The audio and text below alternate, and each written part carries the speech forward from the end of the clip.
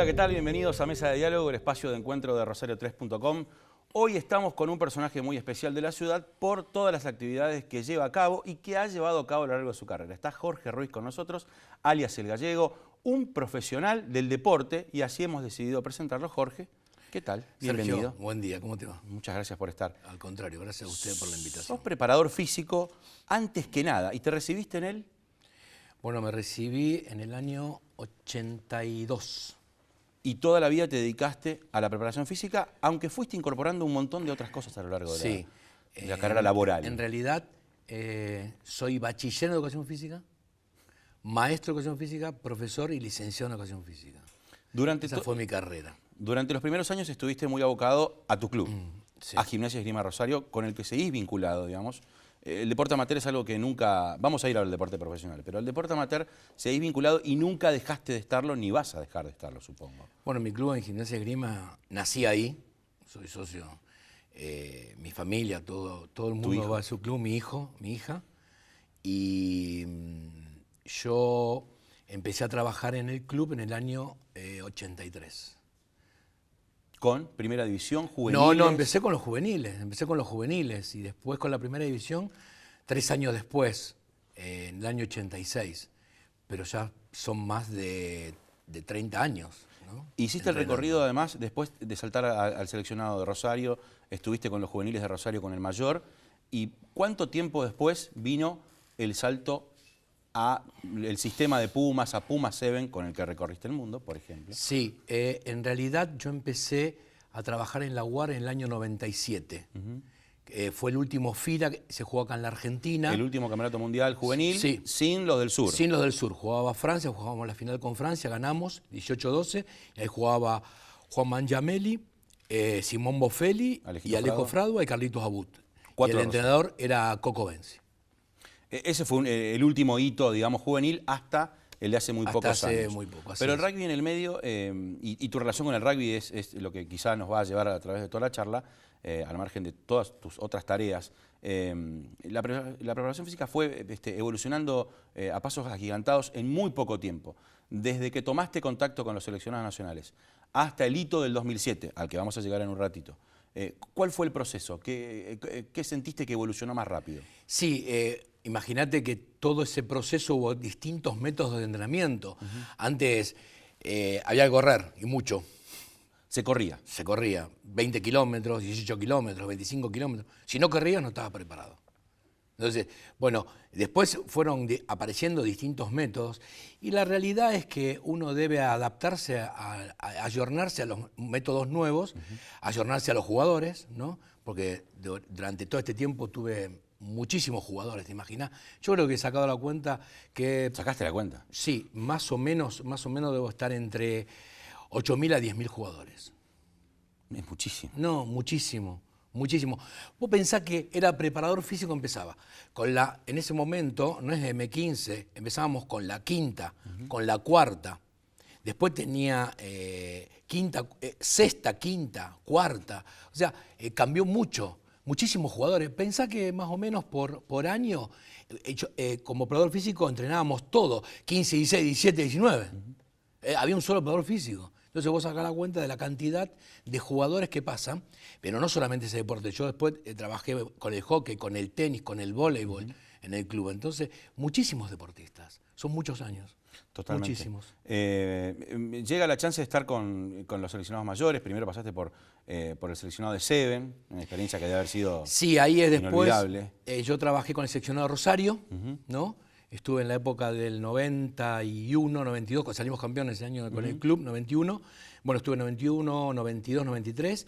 Ya en el 97 me incorporé a la UAR y ahí hice todos los pasos hasta llegar a los Pumas en el 2004. Pero muchos pasos. En ese momento era Provincias Argentinas. Provincias Argentinas. Sí, después estuvo Tato Imhoff en Provincias Argentinas, sí, por ejemplo. Después entrené el M20, ¿no? Que fuimos también, se jugó era el hemisferio sur, que se jugó en el año 99 en Buenos Aires. O sea, todos los pasos que uno tenía. Después fui preparador físico del Seven, pero en la Argentina, que se iba a Corrientes, a Rafaela, a todos los circuitos que había interno. En ese momento hacía mucho circuito interno para que los jugadores que iban al circuito internacional tuvieran una preparación. en Carlos Paz, una preparación previa, ¿no? La verdad que hice todos los pasos desde el 97 hasta el día de hoy.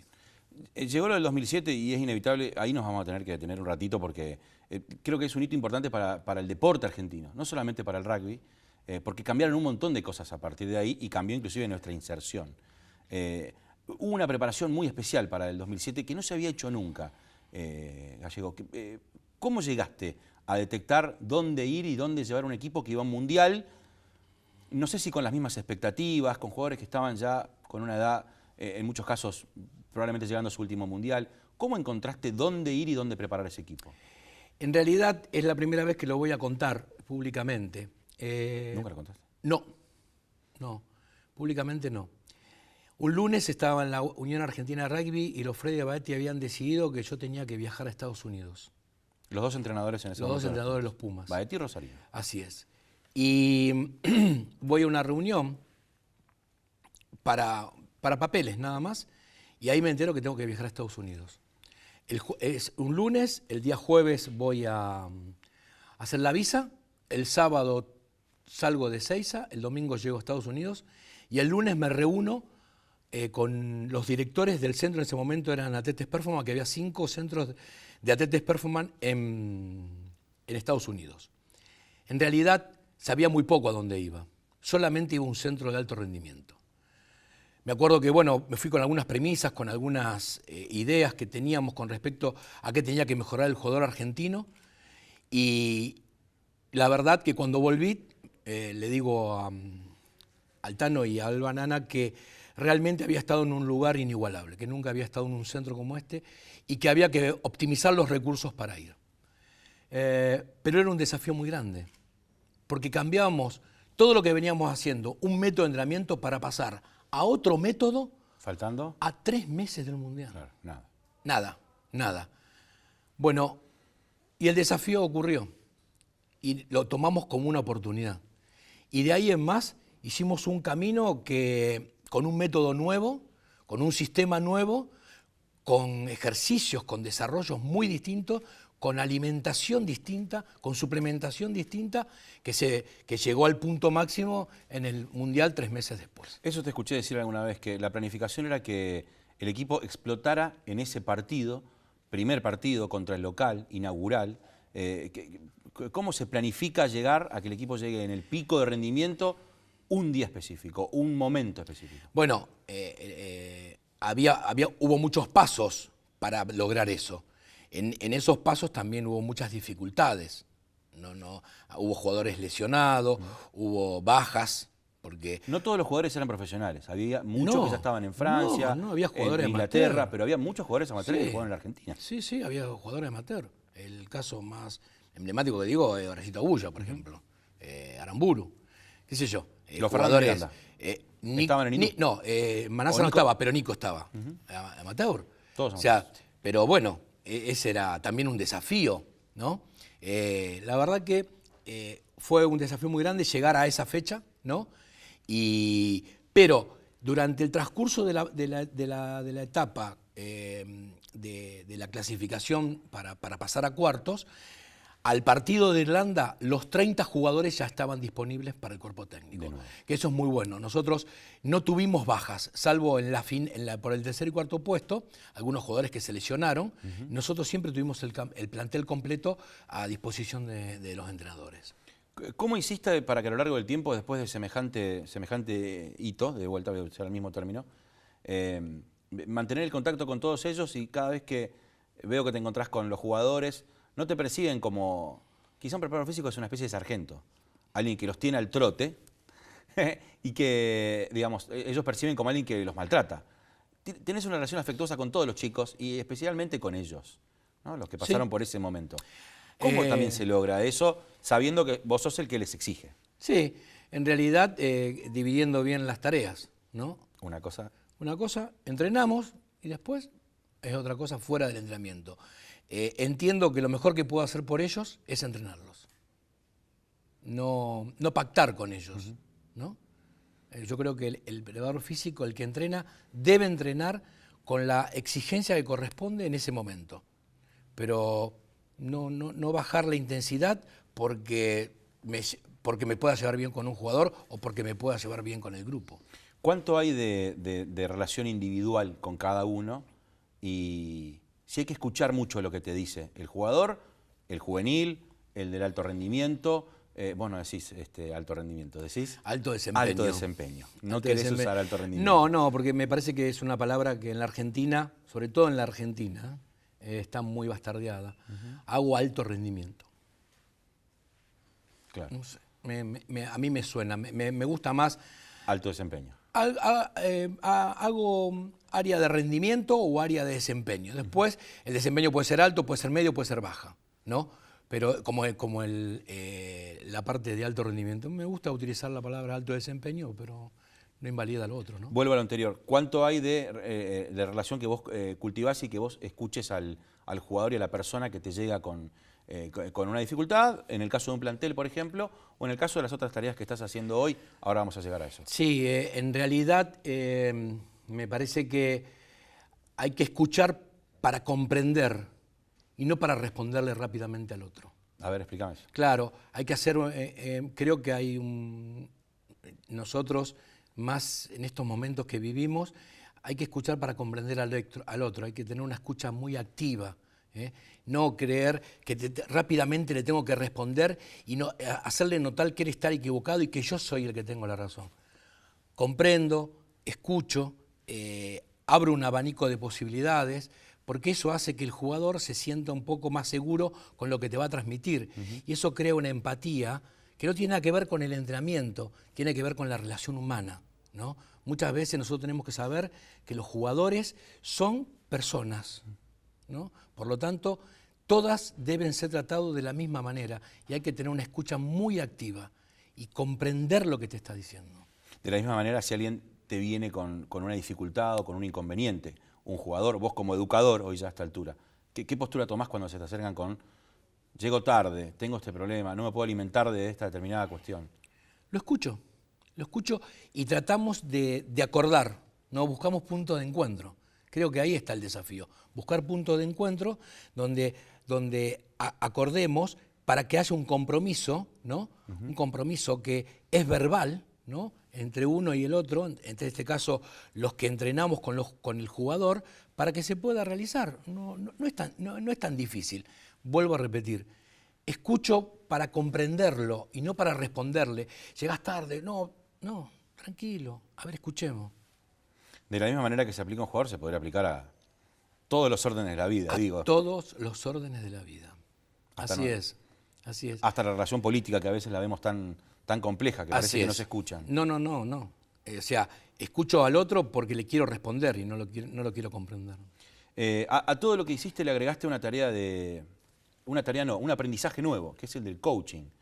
Palabra que usamos para muchas cosas y hay mucho coach dando vueltas, coacheando empresas y por todos lados. ¿Por qué buscaste eso y qué crees que había ahí? Principalmente busqué una formación distinta en mi vida, a sumar a todo lo que venía haciendo. Y bueno, vi que había contenidos que tenía el coaching en la Universidad de San Andrés, donde me formé, y ahí empecé a estudiar y a capacitarme. Mi formación fue casi durante 1 año y medio, ahí en la universidad, y la verdad que estoy muy feliz de haber tomado esa decisión, porque creo que el coaching maximiza mucho al profesional para potenciarlo, ¿no? En lo que necesita él, no lo que yo creo que tiene que hacer. Ahí está, ¿qué es el coaching? Bueno, el coaching es un proceso, ¿no es cierto? Por lo menos para nosotros hay muchas definiciones de coaching, muchas. Para nosotros en la Universidad de San Andrés es un proceso creativo, un proceso estimulativo muy grande, ¿no? Estimulador muy grande, que maximiza al profesional a través de preguntas poderosas, fuertes. Eso ¿Por es qué para una empresa nosotros. necesitaría eso? Bueno, ¿O por qué te busca a vos, porque estás trabajando para Sí. varias, por qué te busca una empresa para trabajar con su personal? porque en realidad uno es el coach, ¿no? Es un facilitador del recurso del coachee, o sea, de la persona que está recibiendo esa sesión de coaching. Entiendo. Entonces uno facilita, a través de preguntas, le facilita los recursos que él tiene, pero que no sabe que los tiene.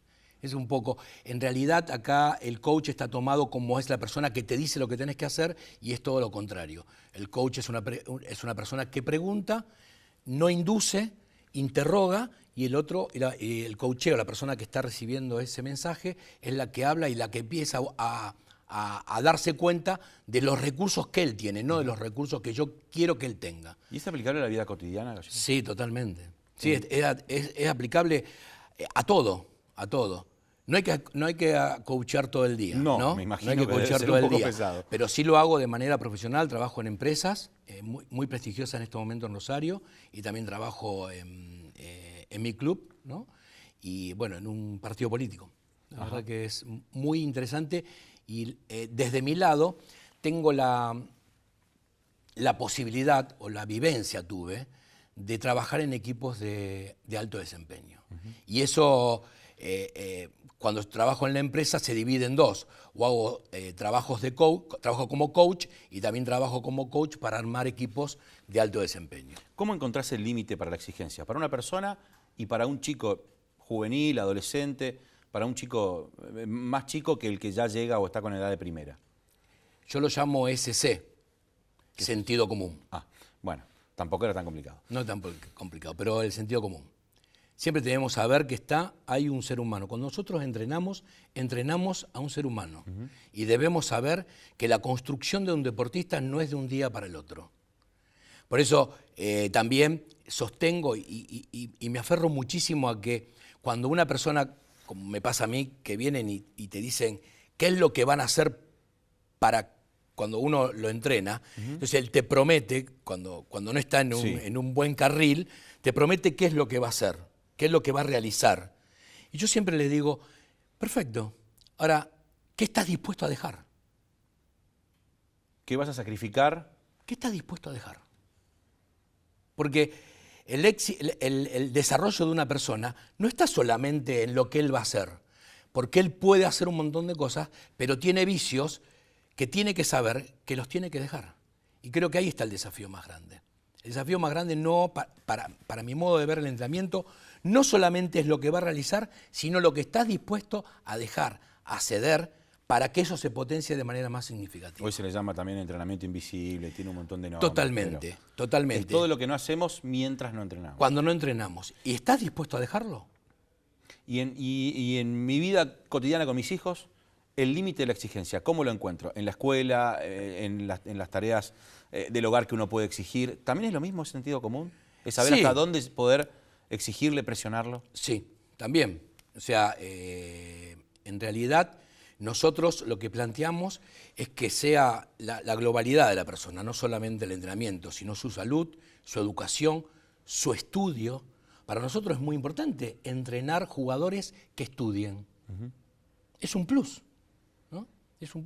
Para mí es que es una persona que puede entender mucho más cabalmente lo que uno le está explicando, el porqué de las cosas. Entonces, una persona que estudia para mí también tiene un plus significativo con respecto al entrenamiento. Y la familia debe ser debe ser el lugar donde acompaña, ¿no? Siempre y cuando no haya fanatismo. Buen punto ese. Hoy hay mucho. Mucho.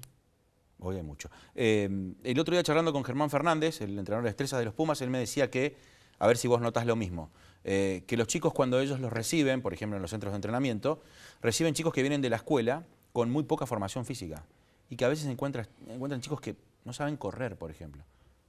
Y cuando digo no saben correr quería que me amplíe un poco cuál es el concepto. ¿Te parece que es igual, que falta que en la escuela, que en los otros ámbitos los chicos tengan un poquito más de formación física, por no decirle educación? Sí, Sí. totalmente. Y también falta, en realidad también los chicos están viniendo con... quisiera ser claro en esto, ¿no? Se habla mucho de los valores. Una vez una persona, hace 2 meses hablando, me dijo, yo no veía rugby y empecé a ver rugby a partir del 2007 con el equipo del Mundial, el equipo ese de los Pumas, El equipo mítico. porque transmitía valores, ¿no? Y fue muy fuerte para mí escuchar esa declaración. Pero también es fuerte pensar que me parece que como sociedad tenemos que saber que los valores nacen en la familia. Y después en los clubes se potencian, en los clubes se actualizan, los clubes son los que siguen esa formación, pero los valores son principalmente en la familia. Si los valores no están directamente involucrados, si la familia no los tiene, después se hace muy difícil cuando tomamos esos chicos. Por eso hoy el desafío muy grande es que las familias transmitan valores que nosotros necesitamos tomarlos como educadores, ¿no? Para fortalecerlos. Pero debe quedar muy claro, porque a veces se desligan y creen que los llevan a los chicos a un lugar a entrenar, ¿no? Y el club hace todo. Y que el club hace todo. No, no es así. No. El club es una continuidad. Es la continuidad de la familia. Es muy importante que nosotros tengamos claro eso. De todas maneras, el club sigue siendo una especie de amalgama social imposible de reproducir en otros ámbitos. Sí, por supuesto. Y aparte acá el club en la Argentina cumple una función muy importante. Muy importante. Es contenedor de muchas cosas. Pero debe ser familia y club. No podemos dejar solamente a las instituciones a la deriva, hablo de instituciones deportivas, educativas, las que sean, a la deriva, dejando la educación de los hijos. Hay que tener mucho cuidado con esto. La familia ocupa un papel muy importante. De todo aprendiste, de las cosas negativas también, porque el paso por el fútbol no fue muy gratificante. No sé cómo... ¿O tenés un buen recuerdo de tu paso por Central? El mejor. El mejor. ¿Por qué? El mejor recuerdo. Porque siempre digo que de toda experiencia hay que sacar lo mejor. Y si bien muchas situaciones fueron desacostumbradas para mí, podríamos decir. Bueno, muy estamos utilizando eufemismos. Sí, sí. En realidad lo utilicé, ese desacostumbramiento, como un desafío para mi vida. Y al contrario, todo lo que no pude hacer o lo que no pude realizar o lo que no se pudo por diferentes circunstancias, para mí fue un empujón para lograr otras cosas en mi vida o en otros desarrollos profesionales. Pero Central fue para mí una vivencia extraordinaria. En mi carrera profesional conocí gente muy, muy, muy linda, con los cuales algunos tengo todavía mucha relación. El rugby es un poco el hilo que atraviesa muchas de las vidas de los deportistas, de las nuestras, de tu hijo, de mucha gente que está alrededor nuestro, y eso está relacionado fundamentalmente con los valores, Gallego, más allá de todas las otras cuestiones que uno puede desarrollar, y esta es la última. Sí, por supuesto. Los valores para mí es lo más importante que tiene que tener un ser humano. Una persona con valores se potencia de manera... uno no sabe hasta dónde puede llegar. Los valores, no solamente en el deporte, sino en la vida, para mí es un proceso fundamental. Jorge, gracias por venir. ¿Lo pasaste bien? Bueno, espectacular, la verdad que, bueno, muchísimas gracias. Agradezco a las personas que han compartido este momento conmigo. Me sentí muy cuidado y fue todo muy afectuoso. Gracias, Jorge. Bueno, gracias a ustedes. Yo la pasé bien, espero que ustedes también. Nos vemos en el próximo episodio. Gracias.